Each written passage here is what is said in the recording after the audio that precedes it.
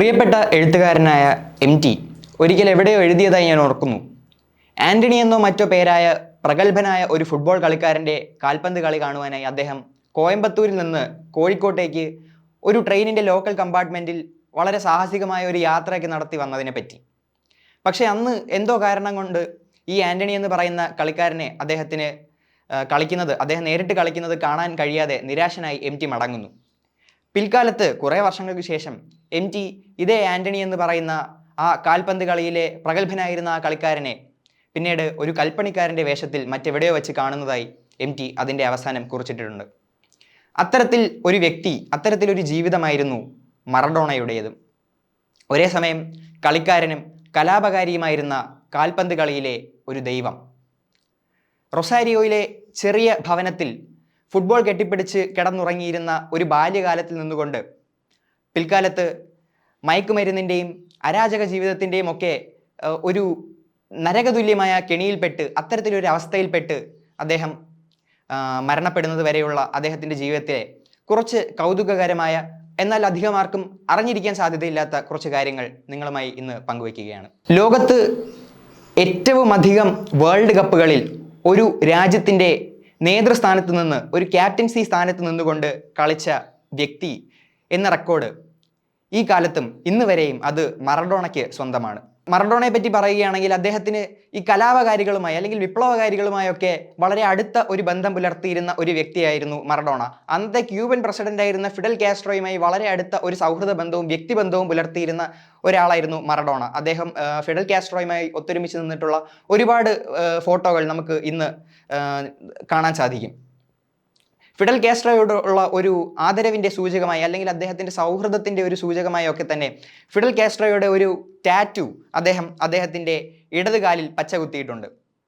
പക്ഷേ അദ്ദേഹത്തിൻ്റെ ശരീരത്തിൽ മറ്റൊരു വ്യക്തിയുടെ ടാറ്റു കൂടി അദ്ദേഹം പച്ച കുത്തിയിട്ടുണ്ട്. അത് ക്യൂബൻ വിപ്ലവകാരിയായിരുന്ന ചെഗുവേരയുടേതാണ്. അത് അദ്ദേഹത്തിൻ്റെ കയ്യിലാണ് ആ ടാറ്റു അദ്ദേഹം പച്ച കുത്തിയിരിക്കുന്നത്. അതിനെപ്പറ്റി പിൽക്കാലത്ത് അദ്ദേഹം പറയുകയുമുണ്ടായി, എൻ്റെ ശരീരത്തിലുള്ള എല്ലാ ടാറ്റുകളും എനിക്ക് ഒരുപോലെ പ്രിയപ്പെട്ടതാണെങ്കിലും ചെഗുവേരയുടെ ആ ടാറ്റുവുമായി അദ്ദേഹം എൻ്റെ നെഞ്ചിൽ അദ്ദേഹത്തിനുള്ള ആ ഒരു സ്ഥാനമാണ് അദ്ദേഹത്തിന് ഞാൻ ആ കയ്യിൽ കൊടുത്തിരിക്കുന്ന ടാറ്റുവിലൂടെ പ്രതിഫലിക്കുന്നത് എന്ന് പിൽക്കാലത്ത് മറഡോണ ഒരു ഇൻ്റർവ്യൂവിൽ പറയുകയുമുണ്ടായി. മറഡോണയും ഫുട്ബോളിലെ മറ്റൊരു ദൈവവുമായ പെലെയുമായുള്ള ആ ഒരു വളരെ സൗഹൃദപരമല്ലാത്ത ആ ഒരു ബന്ധത്തെക്കുറിച്ചൊക്കെ നമുക്ക് ഏവർക്കും അറിയാവുന്നതാണ്. എപ്പോഴൊക്കെ ഒരു അവസരം കിട്ടുമെങ്കിലും അപ്പോഴൊക്കെ പെലെയും മറഡോണയും തമ്മിൽ വാഗ്വാദങ്ങളിൽ ഏർപ്പെടുകയും ഇൻ്റർവ്യൂകളിലും ടോക്ക് ഷോകളിലുമൊക്കെ മറഡോണ പെലെയെയും പെലെ തിരിച്ചുമൊക്കെ മോശമായ രീതിയിലൊക്കെ സംസാരിച്ച കാര്യങ്ങളൊക്കെ നമുക്ക് ഏവർക്കും അറിയാവുന്നതാണ്. പക്ഷേ വളരെ കൗതുകകരമായ ഒരു സംഭവം എന്തെന്നാൽ 2005 ഫുട്ബോളിൽ നിന്ന് അദ്ദേഹം വിരമിക്കുന്നത് 1997 മറഡോണ ഫുട്ബോളിൽ നിന്ന് വിരമിക്കുന്നത്. അതിനുശേഷം ഒരു 8 വർഷങ്ങൾക്ക് ശേഷം 2005 അദ്ദേഹം അർജന്റീനൻ ഒരു ചാനലിൽ ഒരു ടോക്ക് ഷോ അദ്ദേഹം ഹോസ്റ്റ് ചെയ്യുകയുണ്ടായി. അതിൻ്റെ അവതാരകനായി മറഡോണ വരികയുണ്ടായി. ആ ടോക്ക് ഷോയുടെ പേര് ലാ നോച്ചെ ഡെൽ ടെൻ എന്നാണ്. ഈ ലാ നോച്ചെ ഡെൽ ടെൻ എന്ന് പറയുന്ന ഈ ടോക്ക് ഷോ തുടങ്ങിയ ആദ്യത്തെ ദിനം, അതായത് അതിൻ്റെ ആദ്യത്തെ എപ്പിസോഡിൽ മറഡോണയുമായി സംസാരിക്കാൻ എത്തിയ അന്നത്തെ അതിഥി അയാൾ മറ്റാരുമല്ല, സാക്ഷാൽ പെലെ തന്നെയായിരുന്നു. അന്ന് ആ ടോക്ക് ഷോയിൽ അവർ തമ്മിലുള്ള എല്ലാ വിദ്വേഷങ്ങളും വഴക്കുകളും എല്ലാം മറന്ന് ഏറെ സൗഹൃദപൂർണമായി അന്ന് ആ ടോക്ക് ഷോയുടെ ആ എപ്പിസോഡിൽ അവർ പരസ്പരം സംഭാഷണത്തിൽ ഏർപ്പെട്ടു. പക്ഷേ പിന്നീട് എന്നാൽ നമ്മൾ വിചാരിക്കും ഈ ഒരു ടോക്ക് ഷോയ്ക്ക് ശേഷമൊക്കെ അവരുടെ വാഗ്വാദങ്ങളും വിദ്വേഷങ്ങളും ഒക്കെ അവിടെ കൊണ്ട് അവസാനിച്ചു എന്ന്. പക്ഷേ അതൊരിക്കലുമില്ല. 2006 അതായത് ഈ ടോക്ക് ഷോ കഴിഞ്ഞ് ഏകദേശം ഒരു വർഷത്തിന് ശേഷം അന്നത്തെ വേൾഡ് കപ്പിൻ്റെ ഓപ്പണിംഗ് സെറമണിക്ക് ഫുട്ബോൾ കളിയിലെ എല്ലാ പ്രഗത്ഭരെയും പോലെ ഫുട്ബോൾ കളിയിലെ ദൈവമായ മറഡോണയെയും വിളിക്കുകയുണ്ടായി ആ ഉദ്ഘാടന ഫംഗ്ഷന് വേണ്ടി, ആ സെറമണിക്ക് വേണ്ടി. എന്നാൽ അന്ന് മറഡോണ ആ സെറമണിയിൽ പങ്കെടുത്തില്ല. അതിന് അദ്ദേഹം കൊടുത്ത മറുപടി എന്തെന്നാൽ, പെലെ വരുന്ന ഒരു സെറമണിയിൽ ഞാൻ എന്തിനാണ് വരേണ്ടത്, അല്ലെങ്കിൽ പെലെയെ കാണാനായി അല്ലല്ലോ ഞാനിവിടെ ഇരിക്കുന്നത് എന്ന മറുപടിയാണ് അദ്ദേഹം അന്ന് ഇൻ്റർവ്യൂവിൽ പറഞ്ഞത്. മറഡോണയുടെ കളി ജീവിതത്തെ പോലെ തന്നെ അദ്ദേഹത്തിൻ്റെ വ്യക്തി ജീവിതത്തിലും ഒരുപാട് വിവാദങ്ങൾ നിലനിന്നിരുന്നു. അത്തരത്തിൽ ഏറ്റവും പ്രസിദ്ധമായ ഒരു വിവാദം അദ്ദേഹത്തിന് സ്വന്തമായി എത്ര മക്കൾ അദ്ദേഹത്തിന് ഉണ്ടായിരുന്നു എന്ന് പോലും അദ്ദേഹത്തിനൊരു കണക്കില്ല എന്ന ഒരു വിവാദം അന്ന് നിലനിന്നിരുന്നു. ഇത്തരത്തിലൊരു വിവാദം ശരിക്കും ഉറവിടാൻ കാരണം മറഡോണ ഒരു ഇന്റർവ്യൂവിൽ അദ്ദേഹത്തിന് എത്ര കുട്ടികൾ ഉണ്ടായിരുന്നു എന്ന് അദ്ദേഹത്തോട് ഇന്റർവ്യൂ ചെയ്ത ആൾ ചോദിച്ചപ്പോൾ മറഡോണ അതിന് ഉത്തരമായി പറഞ്ഞത്, എനിക്ക് 2 കുട്ടികളാണുള്ളത് എൻ്റെ അറിവിൽ, അത് ഡാൽമയും ജിയാനിനെയുമാണ്. പക്ഷേ എനിക്ക് അതിൽ കൂടുതലും കുട്ടികൾ ഉണ്ട് എന്ന് എനിക്കറിയാം. പക്ഷേ അതൊക്കെ എൻ്റെ കാശിൻ്റെയും എൻ്റെ തെറ്റുകളുടെയും ഒക്കെ എനിക്ക് കിട്ടിയ അത്തരത്തിൽ എനിക്ക് വന്നു ചേർന്ന കുട്ടികളാണ് അവയൊക്കെ എന്നാണ് മറഡോണ അന്ന് ആ ഇന്റർവ്യൂവിൽ പറഞ്ഞത് മറുപടിയായി. അതിനുശേഷമാണ് അദ്ദേഹത്തിൻ്റെ വിവാഹ ജീവിതത്തെ പറ്റിയും അദ്ദേഹത്തിൻ്റെ കുടുംബജീവിതത്തെ പറ്റിയും ഒക്കെ പലതരം വിവാദങ്ങൾ ഉണ്ടായി തുടങ്ങിയത്. ഒരു വേൾഡ് കപ്പ് കളിയിൽ ഏറ്റവും അധികം തവണ ഫൗള് ചെയ്യപ്പെട്ട കളിക്കാരൻ ആരാണ് എന്ന് ചോദിച്ചു കഴിഞ്ഞാൽ ഇത്ര വർഷങ്ങൾക്ക് ശേഷവും ആ റെക്കോർഡ് മറഡോണയുടെ പേരിലാണ്. 53 തവണയാണ് അദ്ദേഹം 1986 മെക്സിക്കൻ വേൾഡ് കപ്പിൽ ആ വേൾഡ് കപ്പിൻ്റെ ഉടനീളമുള്ള കളികളിൽ ഒക്കെ ചേർത്ത് 53 തവണയാണ് മറഡോണ മറ്റ് കളിക്കാരാൽ ഫൗൾ ചെയ്യപ്പെട്ടത്. എന്നാൽ ഒരു വേൾഡ് കപ്പിലെ ഏതെങ്കിലും ഒരു കളിയിൽ ഏറ്റവും അധികം തവണ ഫൗൾ ചെയ്യപ്പെട്ട കളിക്കാരൻ ആരാണ് എന്ന ചോദ്യത്തിന് ഉത്തരവും മറഡോണ തന്നെയാണ്.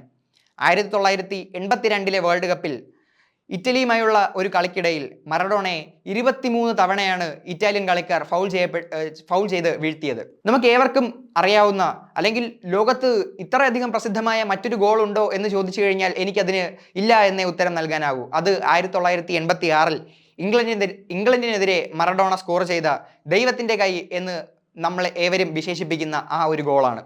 ആ ഗോള് ഉണ്ടായി വെറും 4 മിനിറ്റിനുള്ളിൽ തന്നെ മറ്റൊരു ഗോളും മറഡോണ ആ കളിയിൽ നേടുന്നുണ്ട്. ആ ഗോളിനെ പിന്നീട് വിശേഷിപ്പിച്ചത് നൂറ്റാണ്ടിൻ്റെ ഗോള് എന്നാണ്. അത് പക്ഷേ എത്രയധികം പേര് ഓർക്കുന്നു എന്ന് എനിക്ക് അറിയില്ല. ഈ ദൈവത്തിൻ്റെ ഗോൾ എന്ന് പറയുന്ന ഈ ഗോളിനെ പറ്റി അന്ന് നമുക്ക് ഇപ്പോഴുള്ളതുപോലെ VRS പോലെയൊക്കെയുള്ള ടെക്നിക്കുകളും ഡിജിറ്റലായിട്ടുള്ള ടെക്നിക്കുകളും റെഫറിങ് സിസ്റ്റംസ് ഒന്നും അന്ന് അക്കാലത്തുണ്ടായിരുന്നില്ല. അന്നത്തെ റെഫറികൾ അവരുടെ കണ്ണിൽ കാണുന്ന ഫൗളുകൾ മാത്രമാണ് ഫൗളായി കണക്ക് കൂട്ടിയിരുന്നത്. എന്തോ ഒരു കാരണം കൊണ്ട് അന്ന് മറഡോണ കൈ ഉപയോഗിച്ച് ആ ദൈവത്തിൻ്റെ ഗോള് നേടുന്നത് അന്നത്തെ റെഫറികളുടെ കണ്ണിൽ പെട്ടില്ല. അത് പീറ്റർ ഷിൽട്ടൻ്റെ ആ ഗോൾ പോസ്റ്റിനെ വല കഴിഞ്ഞ് പോയിട്ടും അതിനെ ഒരു ഗോളായി തന്നെയാണ് അന്നത്തെ റെഫറികൾ കൂട്ടിയത്. പിൽക്കാലത്താണ് അത് അദ്ദേഹം കൈകൊണ്ടാണ് നേടിയത് എന്നൊക്കെ നമ്മൾ അറിയുന്നത്. പക്ഷേ അന്നത്തെ ആ മത്സരത്തിന് ശേഷം ഈ സംശയം ഉന്നയിച്ചുകൊണ്ട് ഒരു ഇന്റർവ്യൂവർ മറഡോണയോട് ചോദിച്ചു, അത് കൈകൊണ്ടല്ലേ ആ ഗോള് താങ്കൾ നേടിയത് എന്ന് ചോദിച്ചപ്പോൾ മറഡോണ പറഞ്ഞ ഉത്തരം വളരെ രസകരമാണ്. ആ ഗോള് കുറച്ചൊക്കെ മറഡോണയുടെ തലയും കുറച്ചൊക്കെ ദൈവത്തിൻ്റെ കൈയും ചേർന്ന് നേടിയ ഗോളാണ് എന്നാണ് മറഡോണ അതിനുത്തരമായി നൽകിയത്. അതുകൊണ്ട് തന്നെയാണ് ആ ഗോളിന് പിൽക്കാലത്ത് ദൈവത്തിൻ്റെ കൈ എന്ന് പറയുന്ന ആ ഒരു വിശേഷണം ലഭിച്ചത്. ഏറെ വിവാദങ്ങൾക്ക് അടിപ്പെട്ട ഒരു ജീവിതമായിരുന്നു മറഡോണയുടേത്. അതിൽ ശ്രദ്ധിക്കേണ്ട മറ്റൊരു വിവാദം അദ്ദേഹത്തിൻ്റെ ഡ്രഗ്സുമായിട്ടുള്ള അദ്ദേഹത്തിൻ്റെ ആ ഒരു ബന്ധം ആണ് മറ്റൊരു ശ്രദ്ധിക്കപ്പെട്ട ഒരു വിവാദം. വളരെയധികമായി അദ്ദേഹം ലഹരി വസ്തുക്കളുടെ ഒരു അടിമയായിരുന്നു, അതിനടിപ്പെട്ടിരുന്നു എന്ന് നമുക്ക് ഏവർക്കും അറിയാവുന്ന ഒരു കാര്യമാണ്. 1996 മറഡോണ തന്നെ അദ്ദേഹത്തിൻ്റെ ലഹരി ഉപയോഗത്തെക്കുറിച്ച് ഒരു ഇന്റർവ്യൂവിൽ പറയുന്നുണ്ട്. അന്ന് അദ്ദേഹം പറഞ്ഞത് ഇപ്രകാരമാണ്: ഞാൻ പണ്ടും ഇപ്പോഴും ഇനിയും ഒരു ഡ്രഗ് അഡിക്റ്റ് തന്നെയായിരിക്കും. ഒരാൾ ലഹരി ഉപയോഗിച്ച് തുടങ്ങിക്കഴിഞ്ഞാൽ, അല്ലെങ്കിൽ ലഹരിയുമായി ഏതെങ്കിലും വിധത്തിൽ ഒരാൾക്ക് എന്തെങ്കിലും ലഹരിക്ക് അടിപ്പെട്ട് കഴിഞ്ഞാൽ അയാൾ ജീവിതകാലം മുഴുവനും എല്ലാ ദിവസവും ലഹരിക്ക് അടിപ്പെട്ടുകൊണ്ടിരിക്കും. അതിനെതിരെ അയാൾ യുദ്ധം ചെയ്യേണ്ടി വരും എന്നാണ് ആ ഇന്റർവ്യൂവിൽ മറഡോണ പറഞ്ഞത്. ഇനിയും താൻ ഒരു ലഹരി ഉപയോഗിക്കുന്ന ഒരു വ്യക്തിയായി തന്നെ അദ്ദേഹം ജീവിതം തുടരും എന്നും ആ ഇന്റർവ്യൂവിൽ അദ്ദേഹം പറയുന്നതാണ് ഏറെ ശ്രദ്ധിക്കേണ്ട ഒരു കാര്യം. ലോകത്ത് റെക്കോർഡ് ട്രാൻസ്ഫർ തുകകൾ നേടി ടീമുകൾ മേടിക്കുന്ന പല കളിക്കാരെ കുറിച്ചും നമുക്കറിയാം. അത്തരത്തിൽ പല കളിക്കാരും ലോകമെമ്പാടുമുണ്ട്. ക്ലബ്ബ് തലത്തിൽ ഒരുപാട് റെക്കോർഡ് ട്രാൻസ്ഫർ തുകയ്ക്ക് ട്രാൻസ്ഫർ ചെയ്യപ്പെടുന്ന കളിക്കാരുടെ കാര്യങ്ങൾ നമുക്കറിയാം. പക്ഷേ ലോകത്ത് 2 തവണ ലോകത്ത് തന്നെ ഏറ്റവും അധികം പ്രതിഫലം വാങ്ങിക്കൊണ്ട് റെക്കോർഡ് മറികടന്നുകൊണ്ട് ഒരു ടീമിൽ നിന്ന് മറ്റൊരു ടീമിലേക്ക് ട്രാൻസ്ഫർ തുക മേടിക്കുന്ന ഒരേ ഒരു കളിക്കാരനെ ഉണ്ടായിട്ടുള്ളൂ. അത് മറഡോണ തന്നെയാണ്. അദ്ദേഹം 2 തവണയാണ് റെക്കോർഡ് ട്രാൻസ്ഫർ തുകയ്ക്ക് അദ്ദേഹത്തിൻ്റെ ടീമിൽ നിന്ന് മറ്റൊരു ക്ലബിലേക്ക് ട്രാൻസ്ഫർ മാറിയിട്ടുള്ളത്. ലോകത്ത് ഇത്രയധികം ആരാധിക്കപ്പെട്ട മറ്റൊരു ഫുട്ബോൾ കളിക്കാരനുണ്ടോ എന്ന ചോദ്യത്തിന് നമുക്ക് കൃത്യമായ ഒരു ഉത്തരം നൽകാൻ കഴിയില്ല. കാരണം അത്രയധികം ആരാധകർ ഇന്നും ഉള്ള ഒരു കളിക്കാരനാണ്. അദ്ദേഹത്തിൻ്റെ മരണത്തിന് ശേഷം ഇന്നും അത്രയധികം ആരാധകർ ഉള്ള ഒരു കളിക്കാരനാണ് ഡിയേഗോ മറഡോണ. അതുപോലെ നമുക്കറിയാം, ലോകത്ത് ഫുട്ബോളിനെ സ്നേഹിക്കുന്ന രാജ്യങ്ങളുടെ ഒരു നിര നമ്മൾ എടുത്തു കഴിഞ്ഞാൽ അതിൽ ഇന്ത്യ ഉറപ്പായും ഒരു നേതൃസ്ഥാനത്തിൽ ഉണ്ടായിരിക്കും. അതിലേറ്റവും പ്രധാനപ്പെട്ട പങ്ക് വഹിക്കുന്നത് നമ്മൾ മലയാളികൾക്ക് ഫുട്ബോളിനോടുള്ള ആ ഒരു ഭ്രാന്തമായ ആ ഒരു ആവേശം, ആ ഒരു വികാരം തന്നെയാണ്. അങ്ങനെ മലയാളികൾ നെഞ്ചിലേറ്റിയ ഒരു കളിക്കാരനായിരുന്നു ഡിയേഗോ മറഡോണ. അത്തരത്തിൽ കേരളക്കരയിലെ ഫുട്ബോളിനെ നെഞ്ചിലേറ്റുന്ന ജനതയാകെ ഏറെ ആവേശം പൂണ്ട, അത്രയും ഉത്സവഭരിതമാക്കിയ ഒരു നിമിഷം ഏതാണെന്ന് ചോദിച്ചു കഴിഞ്ഞാൽ അത് ഡിയേഗോ മറഡോണ നമ്മുടെ കേരളക്കരയിൽ കാലുകുത്തിയ ആ ഒരു ദിനമാണ്. അദ്ദേഹം കേരളത്തിലെ കണ്ണൂർ എന്ന് പറയുന്ന ജില്ലയിൽ ഒക്ടോബർ 24, 2012 അന്ന് ഡിയേഗോ മറഡോണ കേരളത്തിൽ വരുമ്പോൾ 50,000-ലധികം വരുന്ന ആളുകൾ ഒത്തുകൂടിയ ഒരു ഡയസിൽ നിന്നുകൊണ്ടാണ് അദ്ദേഹം കേരളക്കരയെ അഭിസംബോധന ചെയ്തത്. ഡിയേഗോ മറഡോണ തൻ്റെ ജീവിതകാലത്ത് 2 തവണ മാത്രമേ ഇന്ത്യയിൽ വന്നിട്ടുള്ളൂ. അതിലൊരു തവണ കേരളത്തിൽ ആണ് വന്നത് എന്നത് നമ്മൾ മലയാളികൾക്ക് ഏവർക്കും അഭിമാനിക്കാവുന്ന ഒരു കാര്യമാണ്. അദ്ദേഹത്തെ അന്ന് കേരളത്തിലേക്ക് കൊണ്ടുവന്നത് ബോബി ചെമ്മണ്ണൂറാണ്. അദ്ദേഹത്തിൻ്റെ ഏതോ ഒരു ജുവല്ലറി ഷോറൂമിൻ്റെ ഉദ്ഘാടനത്തിന് വേണ്ടിയാണ് ഡിയേഗോ മറഡോണ കേരളത്തിൽ വന്നത്. അന്ന് അദ്ദേഹം കേരളത്തിൽ വന്നതിന് ശേഷം ബോബി ചെമ്മണ്ണൂറുമായും കേരളത്തിലെ ഇതിഹാസ താരങ്ങളായിരുന്ന IM വിജയനുമായൊക്കെ അദ്ദേഹം കാൽപന്ത് കളിയിൽ ഏർപ്പെട്ട കാര്യങ്ങളൊക്കെ ഏവരും വളരെ കൗതുകപൂർണമായ കാര്യങ്ങളാണ്, ഏറെ വിസ്മയിച്ച കുറച്ച് കാര്യങ്ങളാണ് അന്ന് ഡിയേഗോ മറഡോണ കേരളത്തിൽ വന്നതിന് ശേഷം സംഭവിച്ച ഇത്തരം കാര്യങ്ങളൊക്കെ. അദ്ദേഹത്തിൻ്റെ ഒരു കളിയുടെ ആ ഒരു ശൈലിയെക്കുറിച്ച് പറയുകയാണെങ്കിൽ അതിന് പിൽക്കാലത്ത് അദ്ദേഹത്തിൻ്റെ വിരമിക്കലിനൊക്കെ ശേഷവും അദ്ദേഹത്തിൻ്റെ കളിയോടുള്ള ആരാധന കാരണം ഫുട്ബോളിലേക്ക് വന്ന ഏറെ പ്രഗത്ഭരായ കാൽപന്ത് കളിക്കാരുണ്ട്.